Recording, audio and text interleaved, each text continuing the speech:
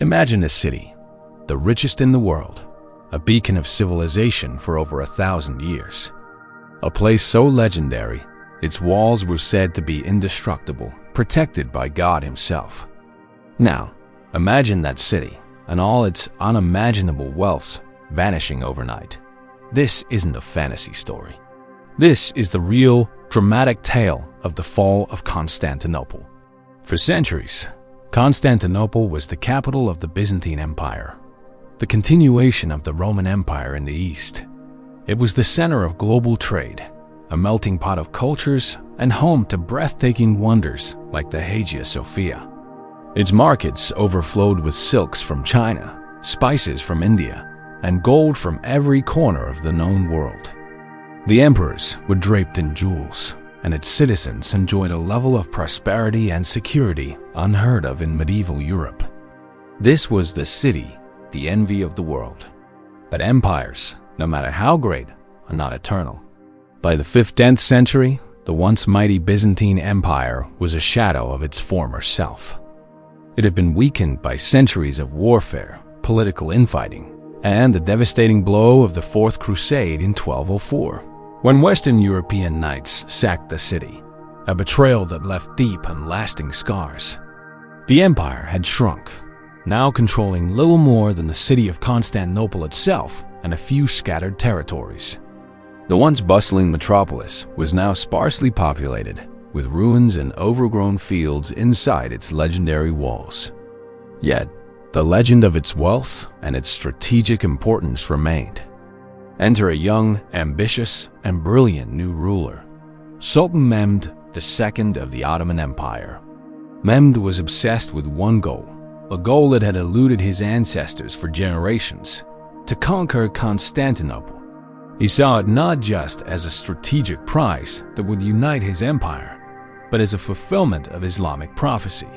He was a man of immense determination and a student of modern military technology. In 1452, Mehmed made his intentions clear by building a massive fortress on the European side of the Bosphorus Strait, right under the nose of the Byzantines. He named it Rumeli, the throat cutter. Its purpose was simple: to control all sea traffic to Constantinople, effectively cutting the city off from any potential aid from the Black Sea. The last Byzantine emperor, Constantine XI Palaiologos, watched in horror, knowing a final confrontation was inevitable. He sent desperate pleas for help to the Christian kingdoms of Europe, but help was slow to come. The Pope in Rome demanded the union of the Orthodox and Catholic churches in exchange for military aid, a deeply divisive issue within the city. While some aid did trickle in, it was nowhere near enough to face the storm that was gathering. In the spring of 1453, the storm broke. Mehmed II arrived before the walls of Constantinople with an army of staggering size, estimated to be between 80,000 and 200,000 soldiers, including his elite Janissary corps. The defenders, a mix of Byzantine soldiers and dedicated Genoese and Venetian volunteers. But Mehmed's greatest advantage wasn't just numbers. It was his secret weapon, a new generation of supercannons. He had hired a brilliant Hungarian engineer named Orban, who had initially offered his services to the Byzantines. But they couldn't afford his high price. So, Orban went to Mehmed, who paid him handsomely and gave him all the resources he needed. Orban constructed monstrous bronze cannons, the largest the world had ever seen. One, known as the Basilic, was so massive it required hundreds of men and dozens of oxen to move, and it could fire a 1,200-pound stone ball over a mile. For 53 days, the earth shook as Mehmed's cannons relentlessly pounded the legendary Theodosian walls. These walls, which had repelled over 20 sieges in 1,000 years, began to crumble under the unprecedented firepower. Day after day, the defenders, led by the brave emperor himself, worked tirelessly to repair the breaches under the cover of darkness. They fought with incredible courage, a small band of heroes against an overwhelming tide. The defenders also had a key advantage. The massive chain that stretched across the mouth of the Golden Horn the city's natural harbor. This chain prevented the Ottoman navy from attacking the city's weaker seawalls. Mehmed, ever the innovator, came up with a truly audacious plan. He ordered his men to build a greased log road over the hill of Galata. In a single night, his soldiers and oxen physically dragged dozens of his ships overland, bypassing the chain and launching them directly into the Golden Horn. The defenders woke up to the horrifying sight of an enemy fleet now inside their protected harbor. The psychological blow was immense. The noose was tightening. As the siege dragged on, morale inside the city plummeted. Food was scarce, and the constant bombardment wore down nerves. Omens and prophecies were whispered in the streets. A strange, eerie fog enveloped the city for days, and when it lifted, a strange light was seen flickering around the dome of the Hagia Sophia. Some saw it as a sign that the Holy Spirit was abandoning the city. On the 28th of May, 1453, Mehmed offered one final chance for surrender. Constantine XI refused. He would rather die defending his city than hand it over. That night, a final solemn Christian service was held in the Hagia Sophia. Orthodox and Catholic, Byzantine and Latin, rich and poor, all prayed together one last time, united in their shared, desperate fate. The emperor then went to the walls to lead the final defense. In the pre-dawn hours of May 29th, the final assault began. The roar of cannons, drums, and trumpets was deafening as wave after wave of Ottoman troops threw themselves at the battered walls.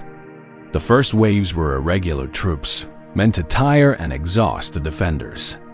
They were followed by the more disciplined Anatolian regiments. The defenders fought back with ferocious tenacity, repelling each assault. For hours, the thin line of defenders held. But then, disaster struck. A small gate, the Kirkeporta, had been mistakenly left unbolted. A small group of Ottoman soldiers slipped through, climbed a nearby tower, and raised the Ottoman flag. At the same time, the Genoese commander, Giovanni Giustiniani, a key figure in the defense, was severely wounded and had to be carried away from the walls. His departure caused a panic among the defenders. Seeing the Ottoman flag flying from a tower and their leader gone, their line broke. Chaos ensued. The Janissaries poured through the breaches in the walls. Emperor Constantine XI, seeing that all was lost, reportedly cast off his imperial insignia and charged into the fray, fighting and dying alongside his last soldiers. His body was never definitively identified. He died as the last Roman emperor. What followed was the nightmare the city had feared. According to the customs of the time, a city that resisted and was taken by force was given over to the conquering soldiers for 3 days of plunder. The unimaginable wealth accumulated over a millennium was looted in a matter of hours. Palaces were stripped bare, churches were desecrated, and libraries filled with priceless ancient manuscripts were destroyed. Thousands of civilians were killed or enslaved. The richest city in the world went bankrupt in a single day. The survivors who were not captured hid in terror. When Mehmed II finally rode into the city that afternoon, he was reportedly moved to tears by the devastation. He made his way to the magnificent Hagia Sophia, the heart of Orthodox Christendom. He dismounted, entered the great church, and ordered it to be converted into a mosque. The fall of Constantinople was complete. The news sent shockwaves across Europe. It was a cataclysmic event, signaling the end of an era. The Middle Ages were truly over. The last living link to the ancient Roman Empire was gone. The fall had profound consequences. It solidified Ottoman control over the Eastern Mediterranean and the Balkans. It also prompted many Greek scholars and artists to flee westward, bringing with them ancient knowledge that helped fuel the Renaissance in Italy. It also disrupted traditional trade routes to the east, spurring European explorers like Columbus to seek new sea routes, ultimately leading to the Age of Discovery and the discovery of the Americas. Today, the city, now known as Istanbul, is a vibrant, bustling metropolis, a bridge between East and West. The mighty walls still stand as silent witnesses to that fateful day. The Hagia Sophia remains, its soaring dome a testament to the ambitions of two empires. The fall of Constantinople is a powerful reminder that nothing is permanent, that even the greatest cities and empires can fall, and that a single day can change the course of history forever. Thank you so much for watching. If you found this journey into the past fascinating, please hit that like button, subscribe to our channel, and ring the bell so you don't miss our next historical deep dive. Let us know in the comments what you think was the most critical factor in the city's fall. See you next time.